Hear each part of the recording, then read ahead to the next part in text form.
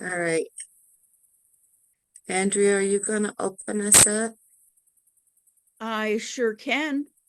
Okay. Just say when. When? Hello, everybody, to the DRMAC meeting of May 7th. We welcome you and are very glad that you're joining us. I'm going to turn the meeting over to, I guess, Colleen. Thanks, Andrea, and thanks again to everyone for joining our May member meeting. Today's meeting will focus on the important topic of travel safety. The agenda for today is structured into 3 sections, each featuring its own designated presenter. We will start off with a discussion on sidewalk and pedestrian safety, followed by a presentation on bike safety, and conclude with a segment on bus and train safety.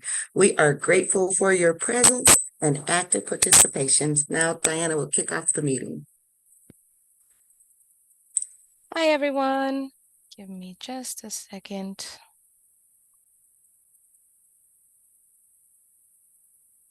Do you want me to do the housekeeping stuff, Diana? Please, sorry, I was in the middle of checking something. Okay, so we're going to do some quick housekeeping items before we get started. Please go ahead and type your name and organization in the chat so we can keep track of who's here.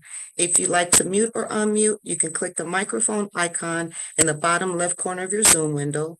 To access the chat, you can click the speech bubble icon in the bottom middle of your Zoom window.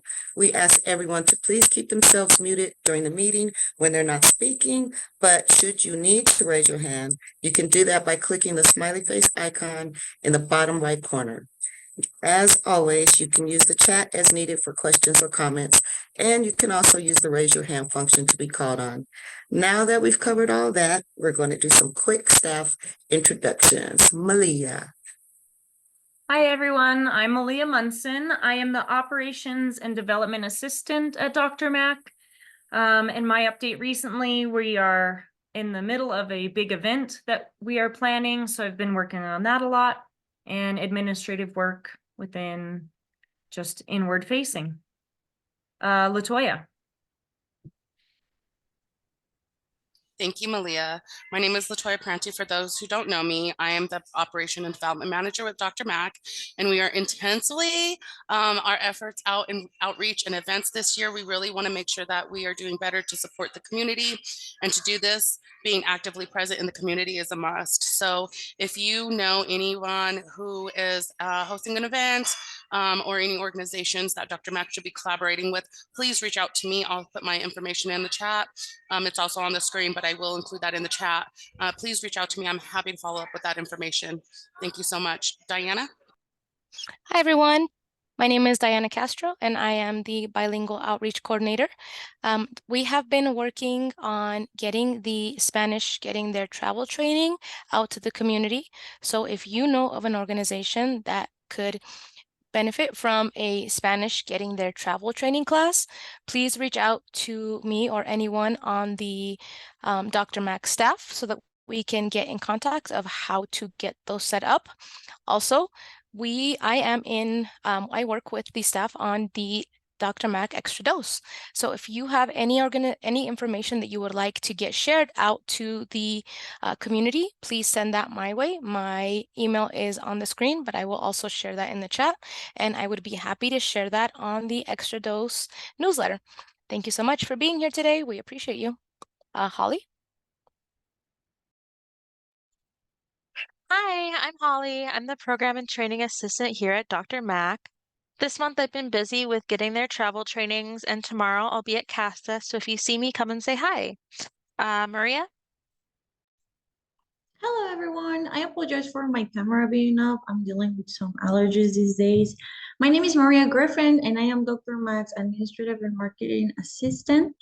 This month, we would like to invite you to check our online GTG, Getting Their Guide, and our Getting Their Guide app, and the new additions to our transportation resources. Some of them are MedTransport, MedRide, Trade Share, School Pool, and Way to Go car share programs. And you're able to find more details about all of them in our Getting There guide. Also, we will keep you posted for the newest edition of our Getting There guide that will also be available for download online. Please reach out to me if you have any transportation provider suggestions. We have an exciting trivia giveaway going on in our social platforms. Please participate for the chance to win a Prodigy Coffee House gift card. Each week this month, Prodigy Coffee House hires young adults into unpaid apprenticeship to study the craft of coffee while learning how to run a coffee house. So please check it out, like, comment, and share. Thank you. Steph? Hi everyone, my name is Stephanie O'Neill. I'm the program manager of special products here at Dr. Mac. Like Holly said, we're picking up with some travel trainings this summer, so very exciting. Got a lot going on with that. And yeah, I, as always, encourage everyone to take some trainings and give us some feedback and let us know how we can improve. Thanks. Thanks, Dr. Mac team. The first topic of today is sidewalk and pedestrian safety. Please help us welcome Mike King from Denver's Office of Transportation and Infrastructure. Mike? Hi, everybody. My name is Mike King, and as it shows here, I'm Principal City Planner at Denver's Department of Transportation and Infrastructure. Would you like me to share my screen, or do you want to keep slides on your screen? Either works for me. If you just let me know next slide, I can go right through. Perfect, that works. All right, so yeah, today we'll just go over what the Vision Zero initiative is at the City and County of Denver. We have a pretty high overview here, and then as we continue the conversation, we can talk more about different things we're doing specifically involving sidewalks, but for today it was primarily just looking at that overview of the program. So it started back in officially in 2017, but the conversation really started in 2016, where Mayor Mike Hancock at the time declared us a Vision Zero city. Since then, we created our action plan, our first action plan in 2017. We hired my supervisor, who's the program manager head, Rolf Eisinger, for those that know Rolf, and then started building out projects, doing annual reports, and completing a decent amount of work on our high injury network, which we'll talk about in a few slides here. And then last year, we actually updated our action plan. The first action plan was to live for 5 years. And once that was completed, we wanted to jump to the next one. So have now updated just on a few different items. Crash pictures change, populations change. Want to make sure that we're up to date on all the trends we're keeping track of in the crash data. So if I jump to the next slide. Yep. So this is our year over year, and I actually did shoot. I have an updated number for last year on this slide, but I'll just touch on it. As you can see, crashes are going in the wrong direction. We do not hide this. This is something that we've seen year over year since the initiative started, aside from 2020, where there were much fewer people on the road. So we put an asterisk there. You can really see from 2017 on up, we're trending in the wrong direction. Last year, technically, we had a decrease in fatalities, but it was by 1. So we had 83 fatalities last year. So we are very much looking at this at a more urgent manner. Not that we weren't previously, but now putting even more with our new executive director, really putting a strong focus on the Vision Zero action plan, particularly focusing again on the high injury network and our safety focus areas. Over the last few years, we've been doing a lot of work on that high injury network. And actually this year, we have seen a decrease from Q1 of this year to Q1 of the last 4 years of about 7 fatalities. So right now we're sitting at 18 total fatalities on our street. Last year, we had 25 fatalities year to date today. So again, still not zero, but trending in the right direction for the first time in a long time. When I jump to the next slide there. So where do we stack up nationally? We're still under the national averages. Again, not something we brag about. It's still not zero. So that's what our goal is. Goal is 2030, 0 fatalities. Goal is for me not to have a job in 2031. That is my entire purpose of being here, is to be, without a job in 2031. I will brag if that happens. I want that to happen. But to show where we're at, it is pretty similar to, if you see the cities near us, similar size cities, similar density cities as well. But we've trended towards that national average year over year as well. We were closer to the Minneapolis, Raleigh a few years back. I jump to the next slide. So crash types and where these are happening. Again, I'm going to talk about the high injury network a lot today, but what that really is where we see most of our crashes, and most of our high injury network are our arterial streets. So there's 3 different types of streets in the city. For those that don't know, we have our local streets. Those are the ones that you see in our neighborhoods. Collector streets, those are the smaller streets that have a painted center line. Is the best way to describe what a collector street would be. And then our arterial streets. Those are the ones that you think of when you think of the high speeds, the less comfortable to be on as a pedestrian, as a cyclist. Those are the federal boulevards, the Colfaxes, the Broadways, Colorados, the ones that you can imagine. It's from anywhere from 60 feet to 100 feet to just cross the street. Jump to the next slide here. And just overall crash data. So there's a lot of different causes for why we see our crashes. In no particular order. Well, this is the first slide just talking about behavior. We have a few other slides about driver movement and activity, but this one specifically is one that I think shocks some people when they first see it. Some things are, I guess, not too shocking when they see, drunk driving is about 30% of our fatal crashes a year. Speeding also 30% about is our top contributing factor to about 30% of our crashes a year. But one that always catches my eye is highlighted in yellow there. This data is from 2022, but in 2022, 51% of Coloradans were not wearing a seatbelt in fatal crashes. So this is one that anytime I have the opportunity to speak anywhere, just put the simple step of getting in the car, putting the seatbelt on. This also goes for helmets on motorcycles. I strongly advocate for helmets on bicycles as well. I bike to and from work every day when it's not wet. Cold doesn't bother me, but snow and rain I avoid. But our crash picture last year for bicycle and motorcyclists without wearing helmets, I think, was 55-60% of our fatal crashes for vehicles that would require a helmet. People were not wearing helmets, and it resulted in the fatality of their crash. So not saying that the road wasn't perfect either. That's why I want to jump to the next slide and talk about how, sorry, that's not the next slide, but jump to the next slide and talk about the different types of crashes, and then we'll jump to the following about vehicle movements and how that operates on our road. So the reason why we focus on our vulnerable roadway users first is, one, because the road is not just made for the car, but two is because they're the most disproportionately shown in our crash data. You can see pedestrians on our street are significantly higher disproportionate in the share of trips made versus share of traffic fatalities. That's that 7% of people say that they are primarily a pedestrian first, whereas 31% of our serious and fatal crashes are pedestrians. This is why we focus on them as one of our top crashes to try and mitigate. Many of them are easily mitigated with simple things such as signal timing that, people talk about driver frustration a lot. There's truth about pedestrian frustration of having to do ped push buttons, having to wait for a signal without a typical recall for a pedestrian. So looking at things like that we can do simple improvements that would allow for the road to be a much more comfortable place for a pedestrian.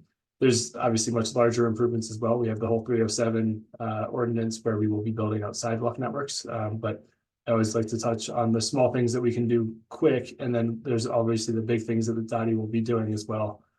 One thing we always like to highlight here as well, people riding transit. We have not had a fatality as a result of somebody in a transit crash on our transit network within, at least since we've been tracking this data for the last 15 years.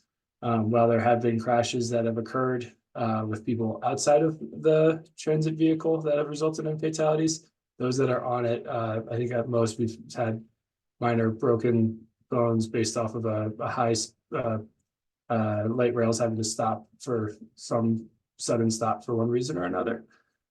And then also the other two I want to point out, obviously, are pedestrians or cyclists. 5% of our fatal and serious crashes, with only 1% of roadway users. But then one that doesn't get talked about a lot as a vulnerable roadway user is also those motorcyclists.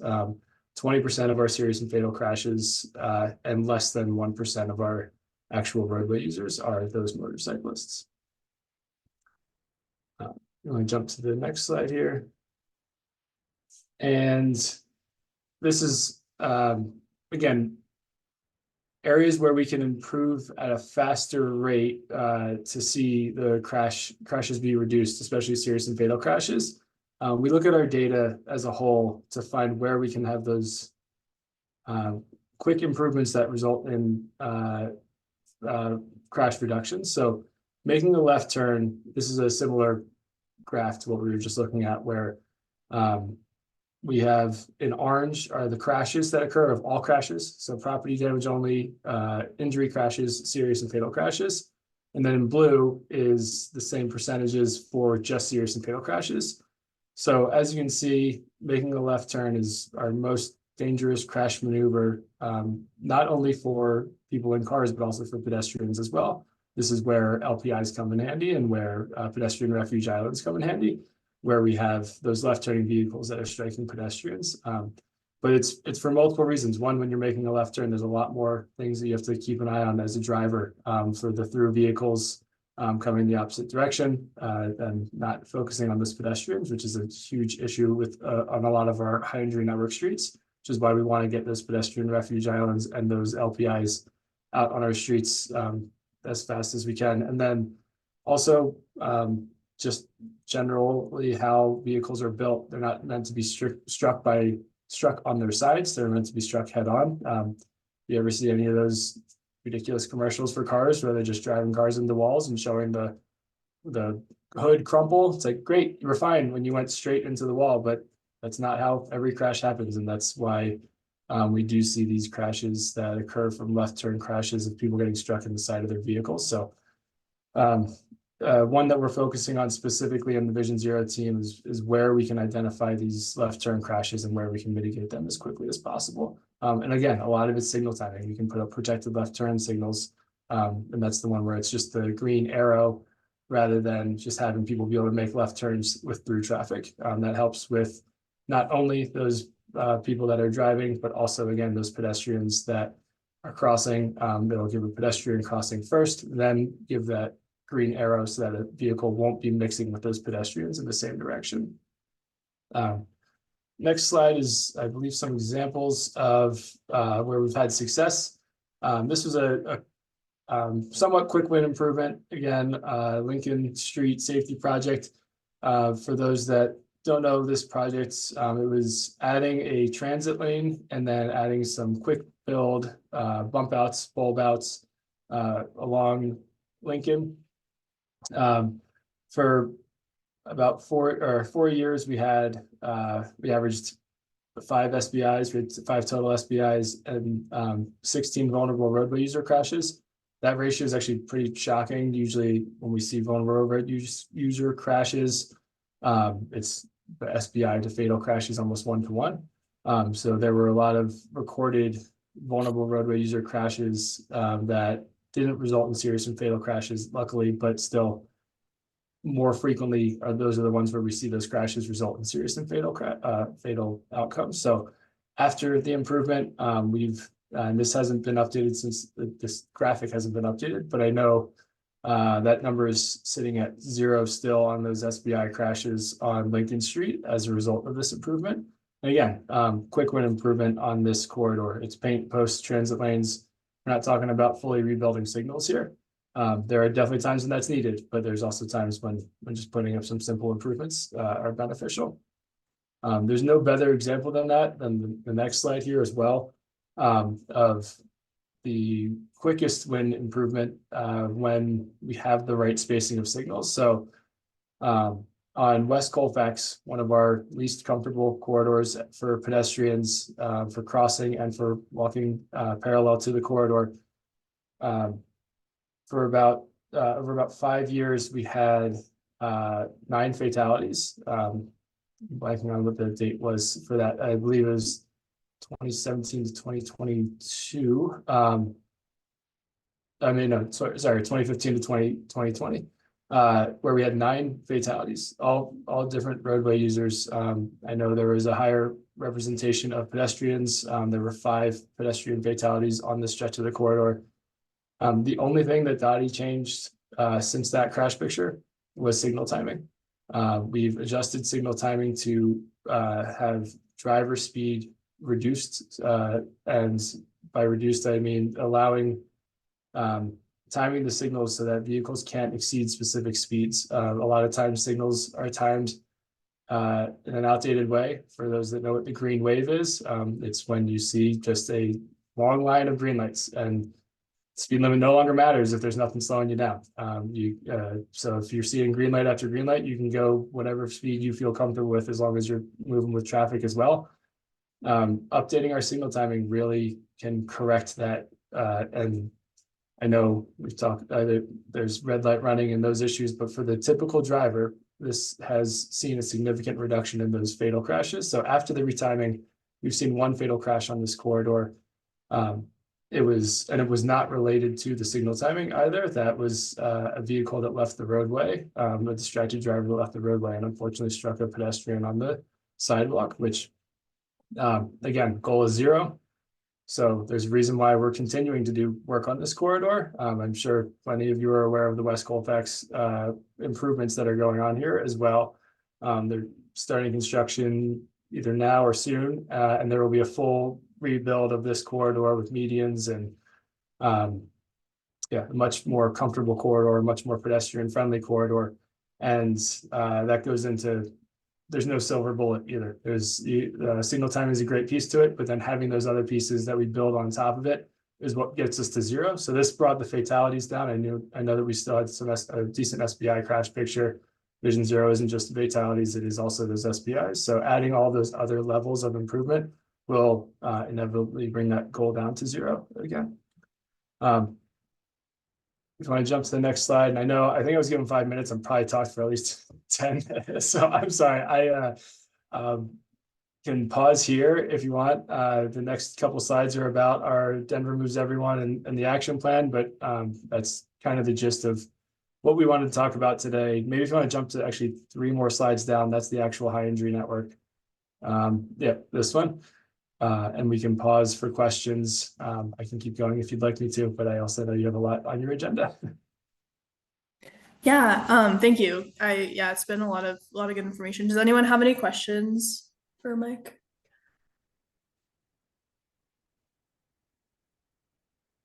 If not, I have a quick question. I a handful of years ago did some research on just like helmet laws and seatbelt laws in New Hampshire, where they had high rates of fatalities and crashes, and it turns out that most people preferred to have a choice to whether or not they wanted to wear a helmet or use a seatbelt.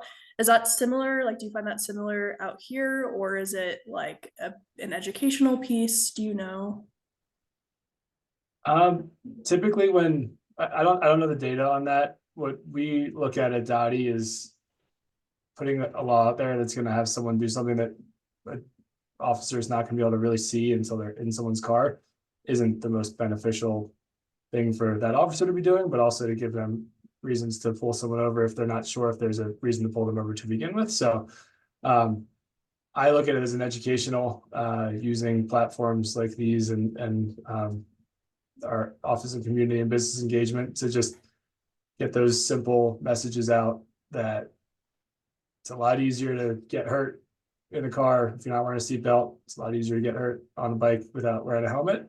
The examples for the cyclists, we've had 1 bicycle fatality this year, and it's very unfortunate. There was a person that was riding on 48th Avenue, I believe, northwest Denver, and just riding on the road, and struck a manhole. And unfortunately, went over the handlebars and they weren't wearing a helmet, and they died as a result of the crash. And those are the ones where it's just we want to do everything we can to make these roads safe for everybody. And we've actually looked into now looking at how we make sure that manholes are properly leveled. It was a previously repaved corridor that was to standard according to what the city standards were, but it's now has look at our bike infrastructure and find this was not on a bike lane either. This is just in lane. But looking and making sure that when we're installing our bike lanes, that we're making sure that those manholes are not any lower than I'm getting into engineering speak, so I don't know the exact percentages or that, but yeah, just to make it more comfortable for a cyclist to be able to go for them. So there's things like that where everything was operating as it should have, and unfortunately, it still resulted in a fatal crash. Gotcha. Thank you. Yeah, if anyone else has any other questions for Mike, feel free to put them in the chat, but I think we're going to go ahead and move forward. So thank you so much for sharing. We really appreciate you being here. Absolutely. And yeah, I think my email, there we go. My email's there. I can drop it in the chat too. If anyone has any questions, happy to chat with folks offline as well. Awesome. Thank you so much. Yeah, Okay, our next speaker will be Jill Locantore from the Denver Streets Partnership, and she'll be talking about Denver Deserves Sidewalks. So I'm going to go ahead and pass it off to Jill. Thank you, Stephanie. And I have a PowerPoint to share. Is it possible that I could have the permission to share my screen? I think somebody needs to make me a co-host. You should be able to, if you click share. I think anyone has the ability, yeah. I do. Hold on a second.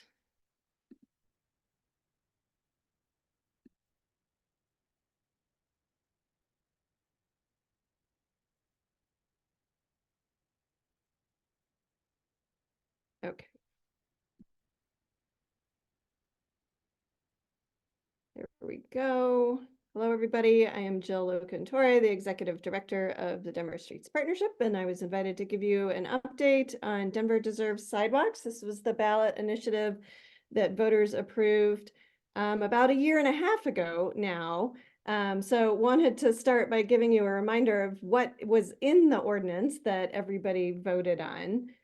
So basically, this is a major shift in policy that had been in place in Denver for many decades by removing responsibility for construction and repair of sidewalks from the adjacent private property owner and putting that responsibility on the city, just like the city's responsible for building other basic infrastructure like our streets and our storm sewer. And making that possible by funding the construction and repair of sidewalks through an annual fee that's charged to all property owners in Denver, thereby enabling the build out of the complete sidewalk network within about a decade. Compared to the previous trajectory we were on, it would take about 400 years to build out our complete sidewalk network. And then also to continue to maintain sidewalks in good repair for perpetuity. So not just building them and letting them crumble, but providing a sustained ongoing funding source for maintenance as well. So as written in the ordinance, the fee applies to properties based on their linear frontage, as well as the street type that the property is located on.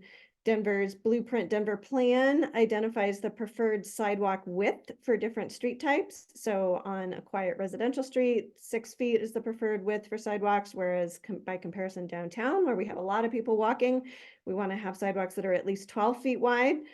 So by combining the linear frontage and the street type, the fee is pegged directly to how many square feet of sidewalk do we need next to that building in order to accommodate pedestrian traffic. So for a typical single family home, which is about 50 feet wide, the fee averages out to about $108 a year. The ordinance also included discounts for low-income households. This was provided via an automatic discount to any property located within a neighborhood that's been designated through Denver's NEST program. These are neighborhoods that traditionally have been lower income, have received less investment in their infrastructure, and now are at risk of gentrification and displacement as we start investing in infrastructure improvements in those neighborhoods. Under the ordinance, those properties get an automatic 20% discount on the fee.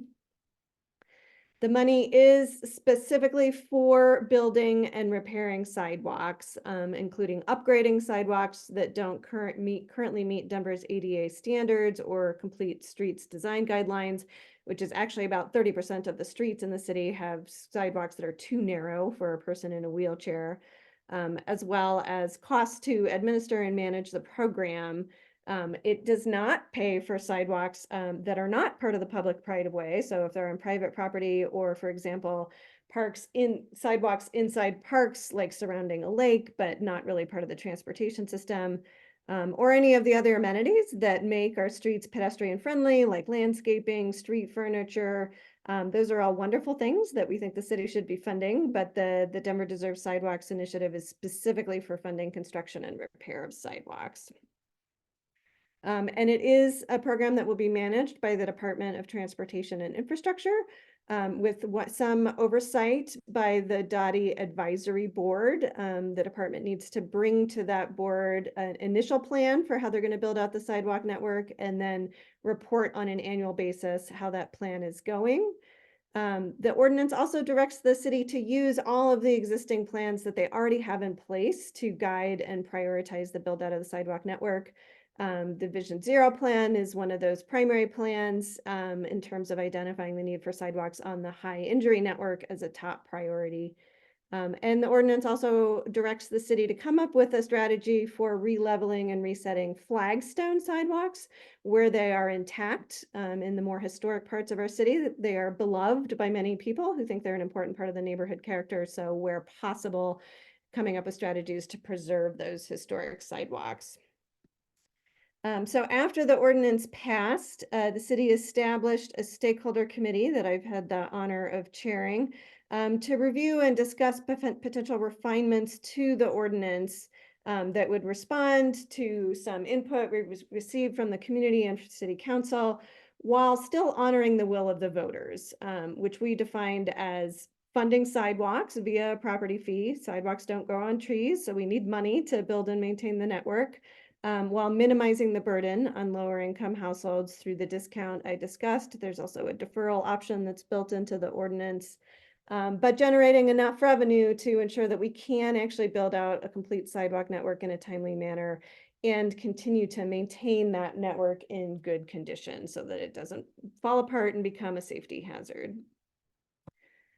So several key considerations that the committee has been thinking about as we've talked about potential refinements to the ordinance are the concerns that we have heard from the community, specifically regarding fees assessed to residential properties that are substantially higher than the average under the original ordinance.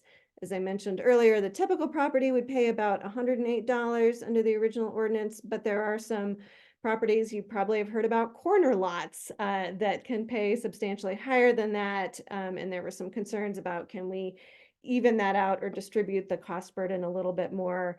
And can we refine the way low-income households are able to take advantage of the discounts to make sure that the people who really need that discount are able to take advantage of it, while again ensuring that we're actually able to build out a complete sidewalk network, so not cutting into the revenues too much with any changes to the fee structure, and making sure that logistically this is something that DOTI can easily implement.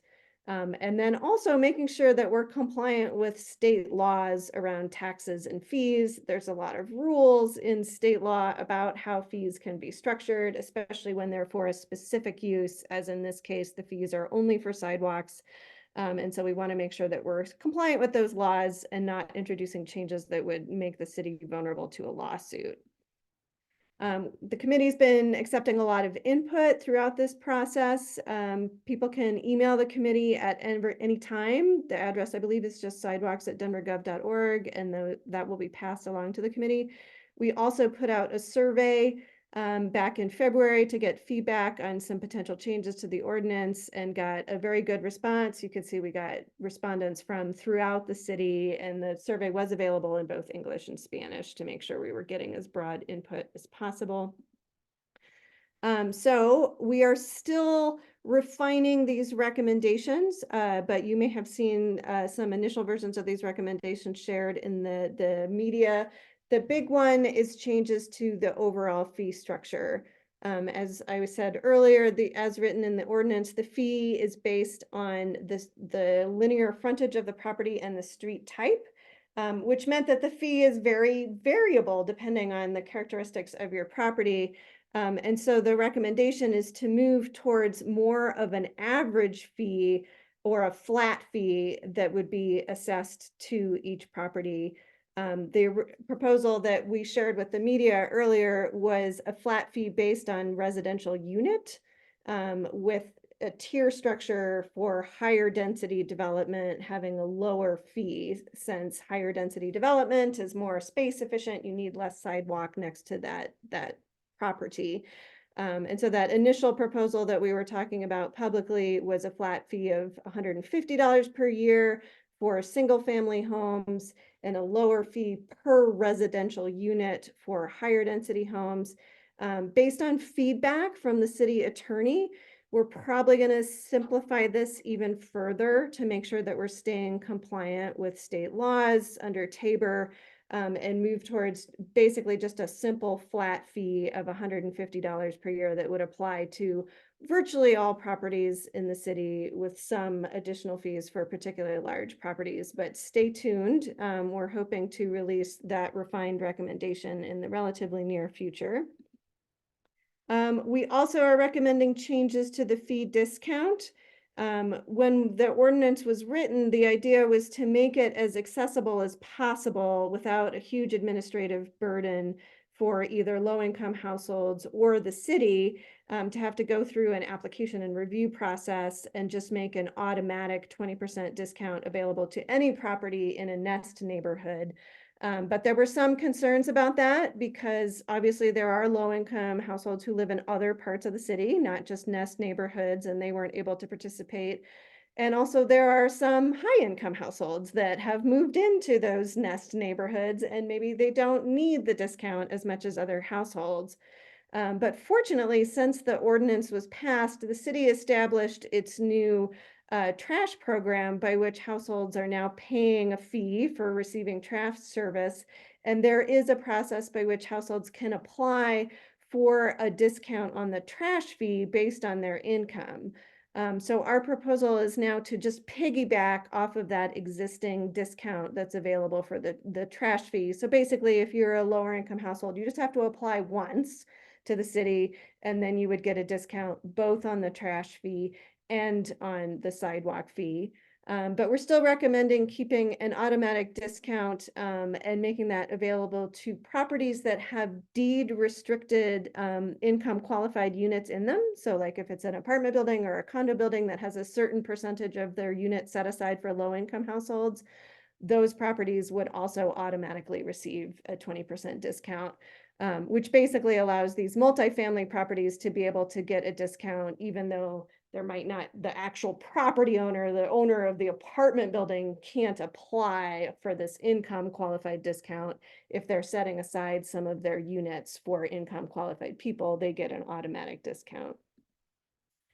And then we're also recommending a minor tweak to the timeline for implementation. The ordinance stated that the build out of the sidewalk network should happen within 9 years from the effective date of the ordinance, which City Council actually bumped back to July of this year to allow the committee time to discuss these potential changes to the ordinance. We are proposing giving the city a little bit more flexibility here, with the language of the build out of the sidewalk network should be completed within 9 years or as soon thereafter as determined feasible. We recognize this is a brand new program that the city is setting up, and exactly how long it's going to take to build out the network depends on a lot of factors that are still unknown at this point. And so we just want to acknowledge that and give Dottie a little bit of flexibility to work through the details and come up with a program that's workable, while still urging them to make that build out happen as quickly as possible, kind of adhering to the intent of the voters that they want to see the build out sooner rather than later. And also adding some language to really emphasize that the initial focus of the program should be focusing on repairs and reconstruction that address real safety hazards, so that we're prioritizing properly in the early years of the program. And then a couple additional minor changes that we're talking about, clarifying that when we're talking about sidewalks that happen to go through parks, that those may be set back a little bit further from the street because we've got things like beautiful tree lawns or other plantings that make those particularly nice sidewalks to walk on.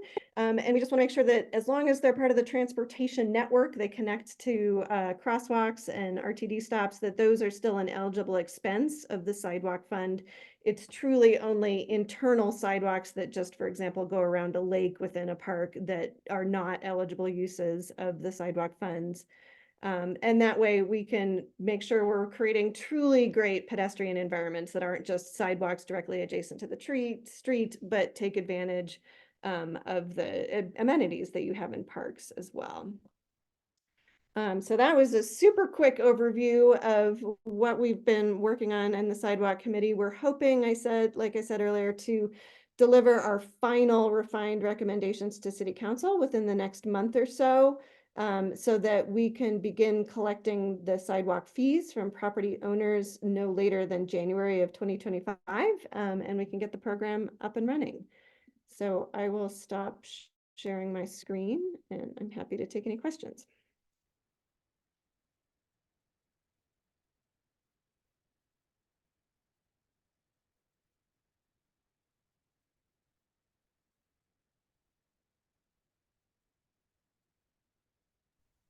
Hello, I have a question. Sure. Have you prioritized any neighborhoods that would come first, or prioritize any neighborhoods that would be targeted for first renovation? So the ordinance directs the city to use the existing plans that have already been developed with community input to establish that prioritization. So the Vision Zero Action Plan that Mike presented about earlier and the Denver Moves Pedestrians Plan, which rather than prioritizing neighborhoods, it prioritizes the streets and destinations where we have the highest pedestrian traffic and the highest pedestrian fatality rates. So streets on the high injury network where we're seeing the preponderance of traffic fatalities, streets that have high frequency transit service because every transit rider is a pedestrian at some point in their trip, and streets that connect to schools and parks and grocery stores and other high priority pedestrian destinations. So the idea is every neighborhood, hopefully throughout the city, should start seeing some sidewalk improvements in the near future focused on those priority destinations within the neighborhood. Thank you.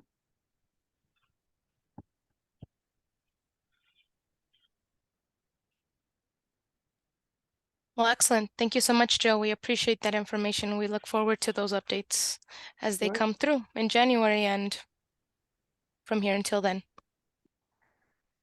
Okay, well, next up, we have our presenter is going to be on bike safety, and we'd like to welcome Abby Bohannon from Bikes Together.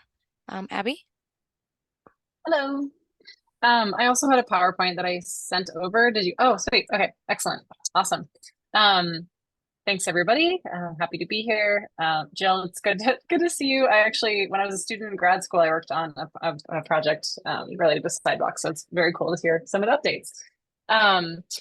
Yeah, so like I said, my name is Abby Bohannon. I'm the executive director of Bikes Together. So I'm going to share a little bit about what Bikes Together does for folks who are not familiar with our shop. So we are a nonprofit bike shop and community hub for equitable bike access and education.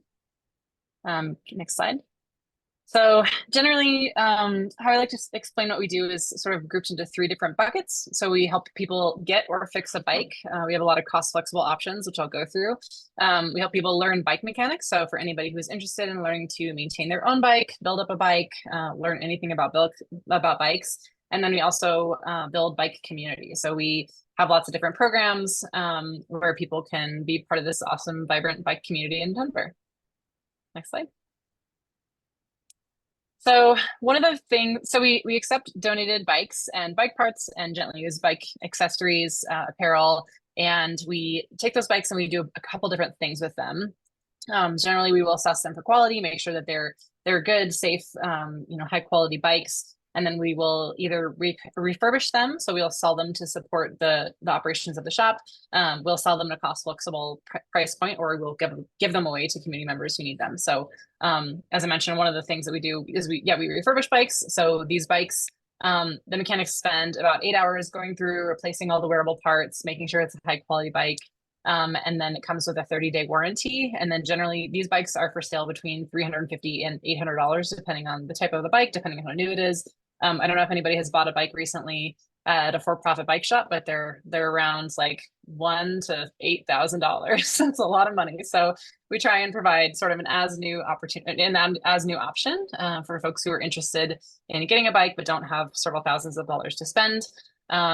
Generally, we want to reduce or eliminate any barriers to bicycle access and ownership. Yeah, financial barriers are a huge thing that we see. So yeah, so we have refurbished bikes. And then, as I mentioned, we also have cost flexible used bikes. So we have bikes that need a little bit of repairs, but we check and make sure that they are worth repairing. They're high quality. They haven't been in any serious accidents. There's nothing that's going to disintegrate or cause any kind of safety issues for the rider. And then these bikes are sold for a cost, or they're sold as is for a suggested donation. And that's anywhere between $20 to $250. We have a program called Learner Repair. So if somebody has like $1 or they have, very little money, they need a transportation option. We recommend that they go with one of these cost flexible used bikes and then sign up for one of our programs, and they sort of put in some work to build up their bike for whatever they can afford. And we have a ton of people who use this program. It's really, really useful. But yeah, we also have lots of random bikes that hobbyists will come by and buy and build up. And again, it's cost flexible. So it's sort of, a suggested donation. We also have a service department. So we recognize that not everybody has time to fix their bike. Not everybody wants to learn bike mechanics. So we have a service department. So anybody can come in, they can pay our professional mechanics to fix their bike.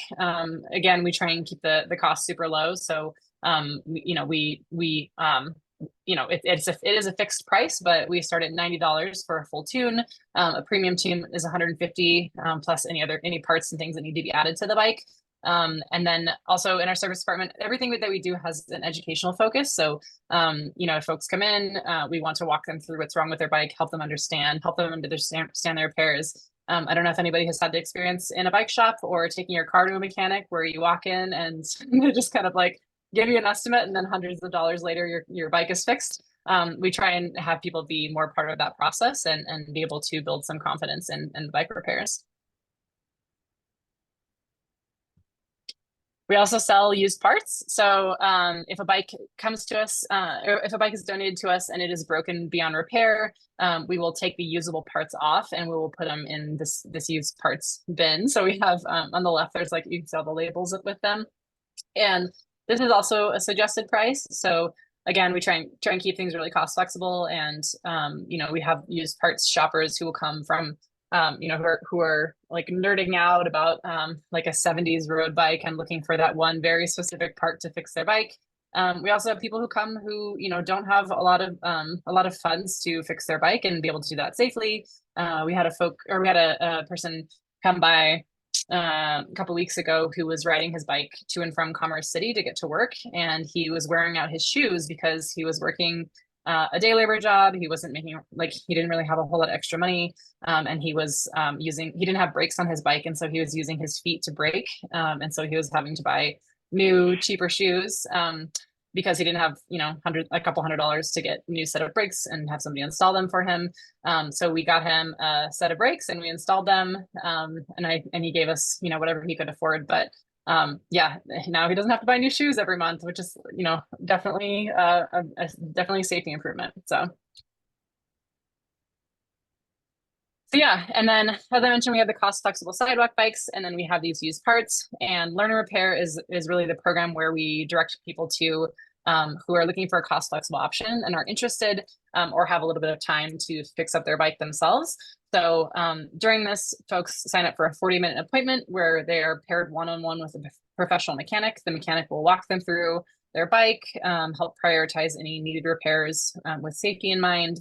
and then they will work alongside them to make those repairs. So it's sort of like a learn while you do kind of opportunity, and then it's pay what you can. So we ring people up for a suggested donation based on the work that they do, and then we have folks who pay more, and then we have folks who pay less. It's kind of just depends on what folks can afford. But yeah, it's an opportunity to learn.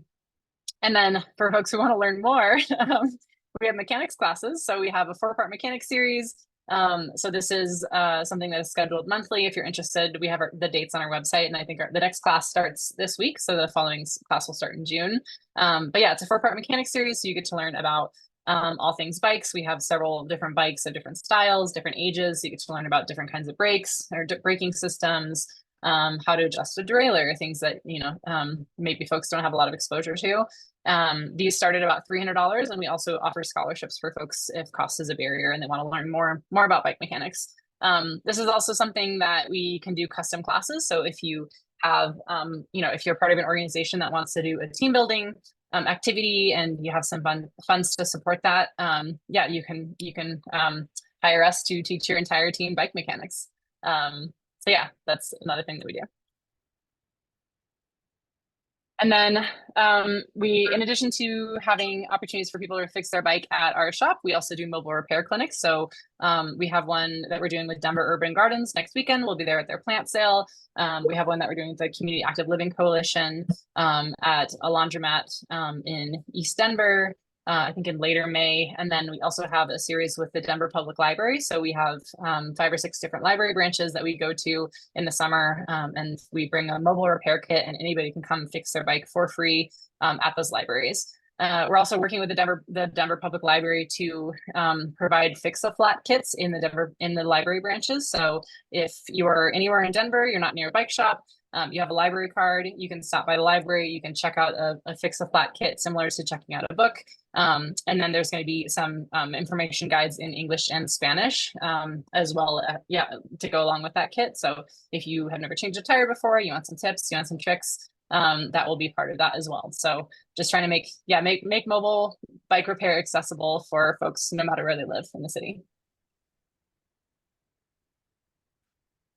So yeah, and like I said, we accept bike donations, and sometimes those bikes are broken beyond repair, and unfortunately we have to recycle them. So if they can't be repaired, sold away in the shop, given away to community partners, we take them apart and we recycle them. So this past year, we repaired, repurposed, and redistributed about almost 57,000 pounds of bikes and bike parts, which is equivalent to the weight of a fire truck. Those are things that bike parts that would have normally gone to the landfill, and we're using them to either as raw material to make new things, or to help community members get or stay on their bikes. We also offer different affinity programs. So one of those programs that we offer is called Gender Equality Mechanics. So we see a huge gap in the bike mechanic industry in terms of gender and also race. So we provide opportunities for people to come in, learn bike mechanic skills in an environment that is free, that is very supportive. Gender Equality Mechanics happens on a monthly basis. We also have a 4-part Gender Equality Mechanics series for folks that want to learn more. So that's another program that we offer. And we have an amazing crew of paid staff, but we also heavily rely on volunteers. So another thing is that we're always accepting volunteers. If you want to get in the shop, you want to take your take bikes apart, get your hands dirty, teach people bike mechanics, support us with mobile repair clinics, help with bike giveaways. We're always accepting volunteers as well. So and then this is a little bit of our impact. So like I said, the amount of parts, the amount that we take off bikes, the amount of parts that are broken beyond repair that we scrap is pretty significant. We also recover, recycle, repair, and redistribute bikes and bike parts to community members. We offered 16 4-part mechanic series with 17 scholarships this past year, and we're able to teach 87 people comprehensive bike mechanics. So, be able to take that into their community, repair their bikes, repair their friends' bikes, etc. We also did a ton of service department and learner repair appointments. So a lot of people were able to repair their bikes. We also find that a lot of people come into the shop and they have something that is broken on their bike and they think that maybe their bike is not usable. So, really helping people repair something and see the value in fixing something that is broken rather than throwing it away and buying something new, which is really good for the planet, really good for our communities. We did lots of motor repair clinics, general polymechanics classes, and then we also have a network of community partners where we give away repaired bikes, lights, locks, and helmets to folks who need them. And we had a whole slew of volunteers who helped us do that.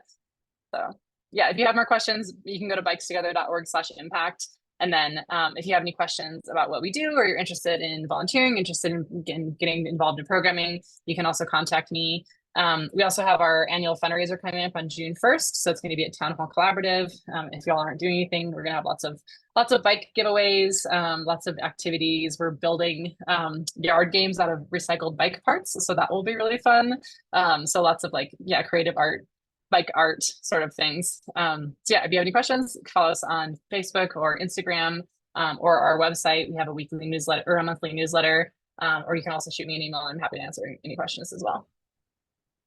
Awesome. Thank you so much, Abby. That was awesome. I love that there's so much educational offerings, and I feel like bikes can be super intimidating, and knowing how to take them apart and replace parts. So that's awesome that you all do that. Thank you. Yeah, a question from Brent, it looks like. Yes, about 3.5 years ago, me and my wife owned 2 tricycles, and they came from Amazon, and we went to bike together, and they helped us to put them together. Cool. And they did. Awesome. You guys did a great job. Thank you. Cool. Glad to hear it. I'm glad. Yeah. One of my favorite things about being part of this organization is running into people from all walks of life and in many different Zoom meetings who have been able to bike successfully. So yeah, Brent, I'm glad we were able to get your bikes built for you or with you. Cool. Awesome. Well, thank you so much again, Abby. If anyone has any other questions, you can throw them in the chat. But we're going to go ahead and move on to our next presenter, who is Jace Davis from the Denver Streets Partnership, who's going to talk about Bikes 101.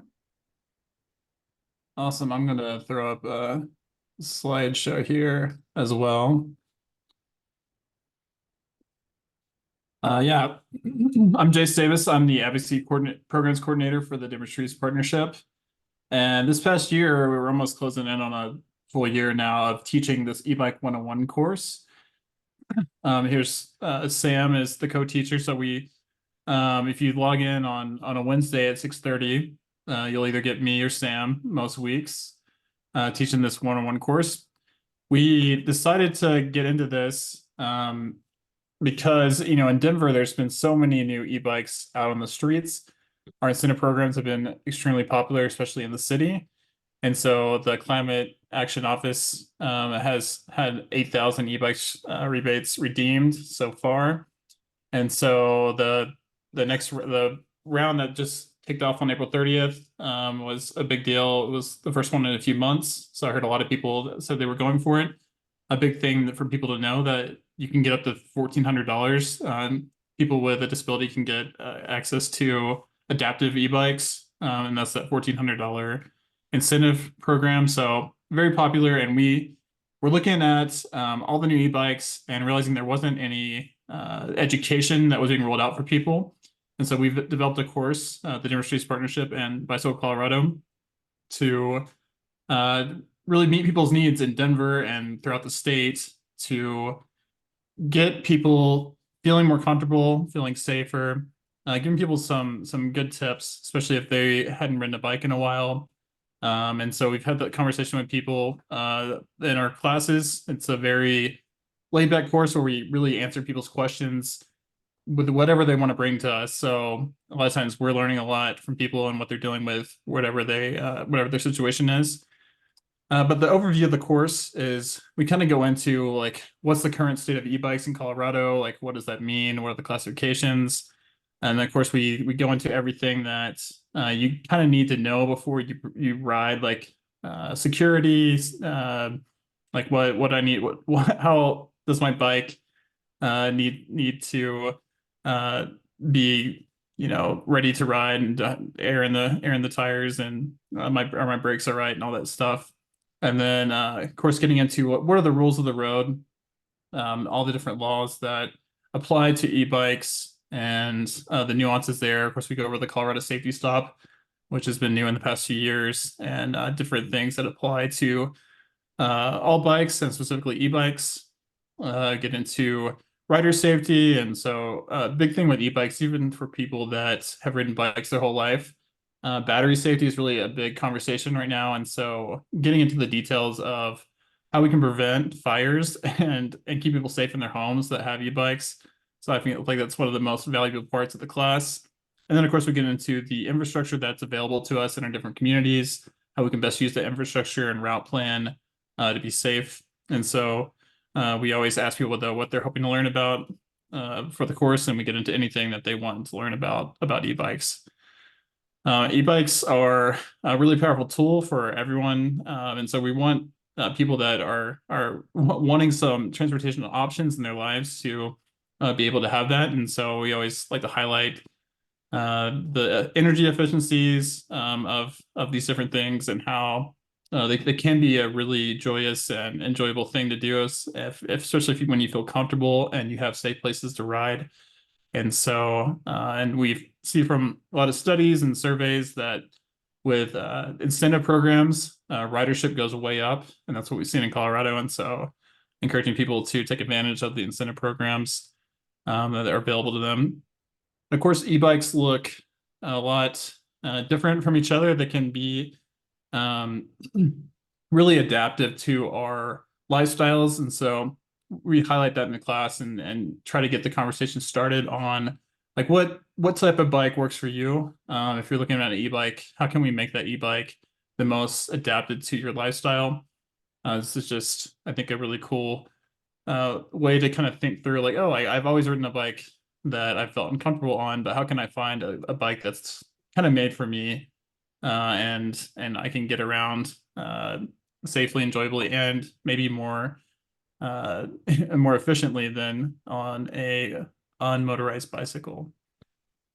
We do free classes every Wednesday at 6:30 online on Zoom. I'll put the sign up for the Eventbrite in the chat.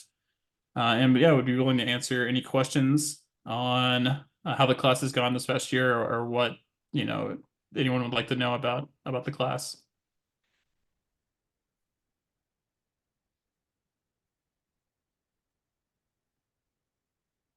It looks like Andrea has a question.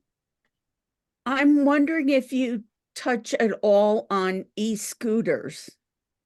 It seems like they would fit into your, you know, your whole program. It definitely fits into our mission at the Denver Streets Partnership to keep everyone safe and make our streets better for everyone. I think this course specifically was designed specifically for e-bikes, and for how e-bikes are shaping people's lives right now. Though, if anyone wants to show up and talk e-scooters in the class, we don't turn anyone down. And so it can be very relevant. The laws are pretty much the same. The route planning and how to get around are very similar. And so encouraging people to use, you know, the appropriate type of bicycle facilities, even if they're on an e-scooter and not the sidewalks, and all those type of things. So yeah, we could that's definitely and people that want to talk about that can talk about that with us, but we don't market it for e-scooters. Thanks. Any other questions for Jace?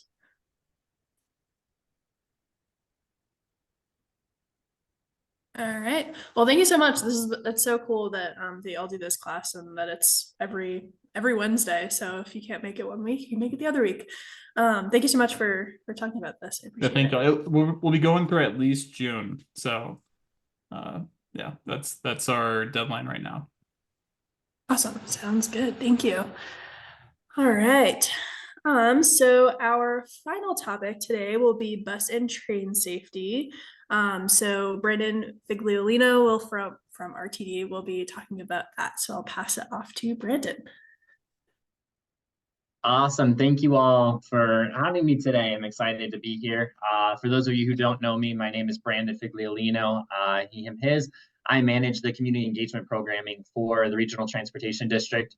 One of my goals is to outreach to customers and in particular, young people who don't necessarily take the bus or the train very often. And so this presentation on bus safety and train safety is adapted from one of those programs that I give in schools. So next slide, please. So the biggest thing to remember about buses are they're very large. They can weigh much more than a regular sized car, and they are much more difficult to stop. So we use air brakes, and that is one way that we make it easier to stop, but it is still a very long, heavy piece of equipment. And so you do not want to run to catch a bus or try to beat a bus. So we do see this regularly. Somebody is running late. They got out the door not at the time they want, and they see their bus and their bus is leaving and they try to dart after it. And that is a big no-no. I recognize that sometimes the bus schedule isn't super convenient for people, but it is much better to sit and wait for the next bus or check the trip planner to see if there's an alternate route you can take than to try to chase a bus and possibly get struck by the bus. So never run to catch a bus.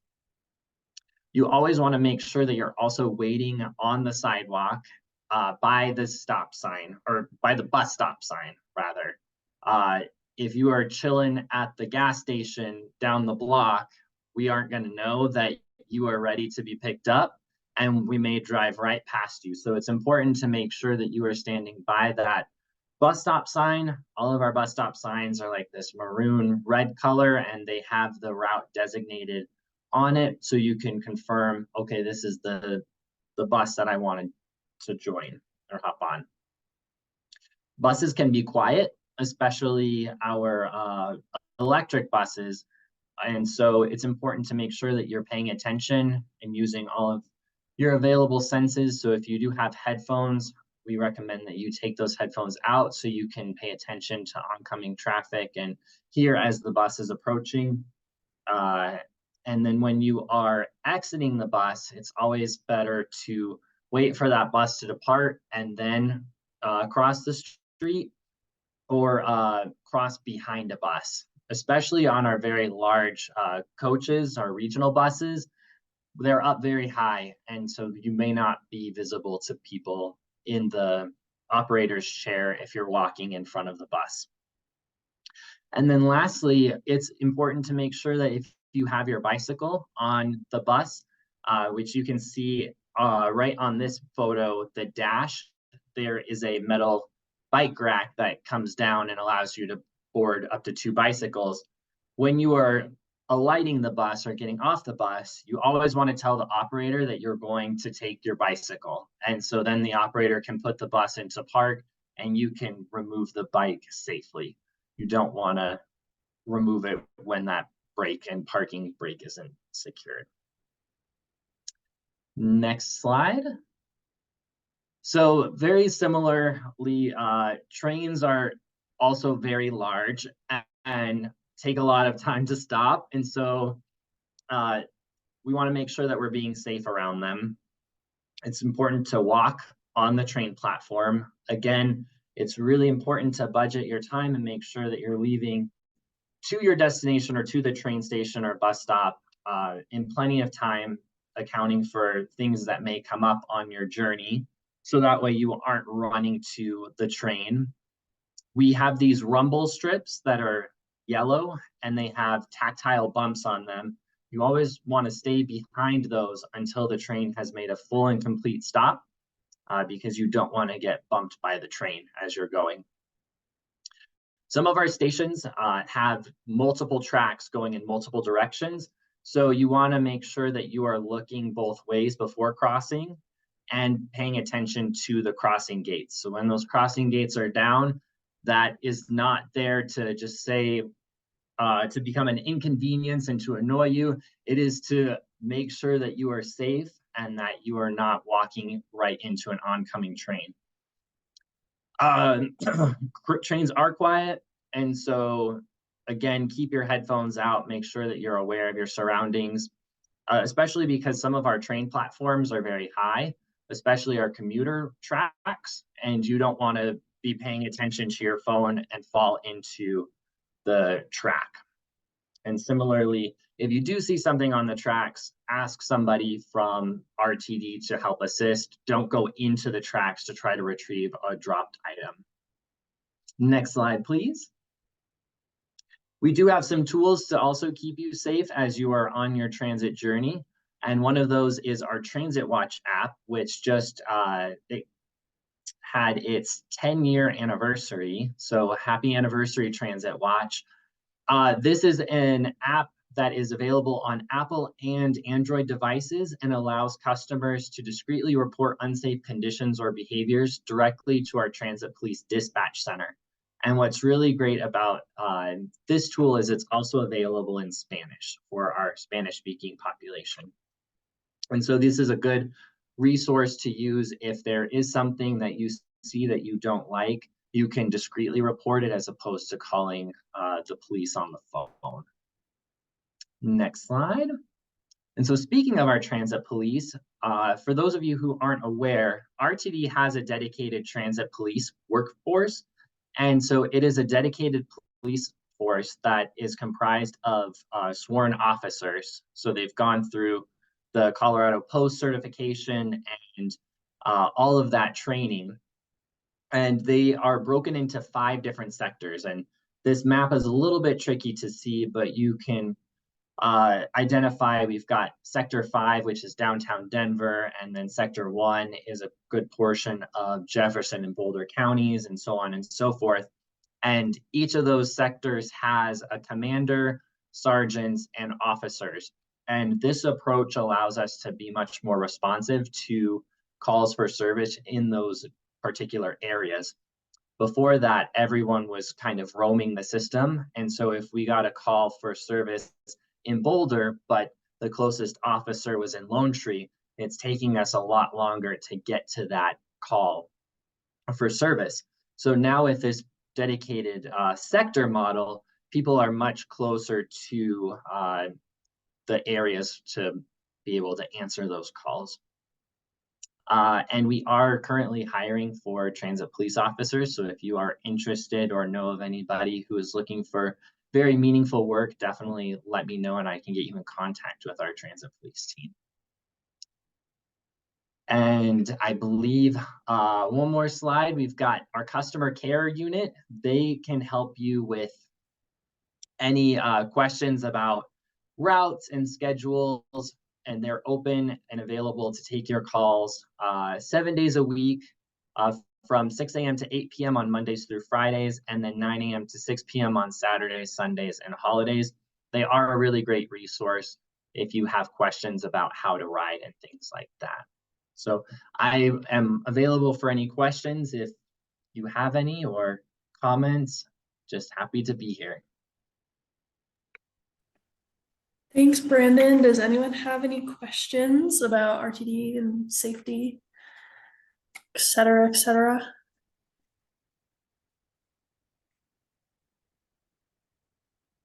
No? Okay, cool. Well, if anyone does, feel free to throw them in the chat. And Brandon can answer them. Thank you so much, Brandon. Really appreciate you being here. Yeah, thank you so much. If you know of anybody or any school or youth organization that would be interested in a presentation about transit safety, definitely reach out to me. This was a very condensed version. So normally it's about an hour with a lot of questions and conversations with students. So if you are interested or know anybody, definitely let me know. I'll drop my contact info in the chat. Thank you. All right. I'm just gonna give a quick plug. I'm sure well, maybe not, I don't know. I'm sure most of you have already know about our travel training program and are probably tired of me talking about it, but I do just want to plug it again just because we do talk a lot about safety regarding RTD, about e-bikes and scooters and things like that in our training. So if you are interested in learning more about any of those topics, you can sign up. We have free virtual trainings, we have in-person trainings in English and Spanish. And then at the end of our in-person groups, we do a field trip where we take everyone down to Union Station, kind of show them around. They get to actually practice the things that they learned, play around with the scooters and the e-bikes. So it's a good time. So if you or anyone you know is interested in setting up a training, you can reach out to us. I'll put my email in the chat. But just wanted to plug that after all we talked about today. So yeah, I'm going to go ahead and pass it off to Colleen, and we're going to do some community updates. Thanks, Stephanie. Yeah, so we just want to take this time to let you all share what's going on in your communities. Any updates, any information you'd like to share? I know we're getting kind of close to time, but we like to hear what's going on in your world. Brendan, is your hand? Oh. It is, yes. So thank you so much for the opportunity. I'll be brief. I just want to make everyone aware, if you aren't already, that on May 26th, we have our service changes going into effect at RTD, and that's going to involve the detouring of the H and the D lines to Union Station while we work on rail reconstruction in the downtown corridor. And so also during that time, the L line is going to be suspended, and there are some other changes happening as well, so I encourage you to check out our website and learn more about that project. Thanks. Brendan, would it be helpful if we shared that out as well? Absolutely. Yeah. Okay. That would be great. Thank Okay. you. Of course. Anyone else? Nothing? No, there's something going on in your world. No? Okay. Well, any more questions for our presenters? That was some great information, and I thank you all for presenting today. Does anyone have any more questions? Oh, Andrea, go for it. I was just going to comment, Transportation Solutions Arapahoe County is deep into resource fairs. Yay! And sharing the Getting There guide. Yay! Thank you Andrea, for doing that. What's I'm your not next fair? exactly sure how to do jazz hands. One of you like younger this. gals, can you tell me what jazz hands are? This Andrea, way? do you have any information on the next fair that you'll be out? Maybe folks want to come visit? I'm actually helping Barbara Boyer in Castle Rock. Okay. So for anyone in the South area, and I wish I could find it, I'm really looking frantically, and I'm not seeing it, but it is in May. Okay. There it is. Well, if you find it, you can put it in the chat, maybe. Oh, no, actually, I'm going to be at Arapahoe Library's Coble Library on May 17th. So the Castle Rock one may be in June. May 17th, Coble is right at the corner of Holly and Orchard. And yeah, that's just a basic senior resource fair. Do you want to put the info in the chat, Andrea? Maybe the location and stuff, time? Okay, we'll take a shot at that. Thank you. Brent? Yes, on July 10th from 4 to 7 p.m. at Clement Park, the Arc of Jeffco is having a summer picnic. Did you say July 10th? Yes. Okay. And I will just FYI, I will send out more information as it comes from there. Thank you. Anyone else? Okay, going. Okay, well, we appreciate everyone who joined today. We'd like to challenge you to bring a colleague to our next event, our upcoming Regional Coordinating Council meeting on June 4th from 1:30 to 3 p.m. via Zoom, where we will have a panel to share information on accessible outdoor activities. For more information on events, please visit the Dr. Mac website, and we're wishing you all a productive week ahead. See you next time.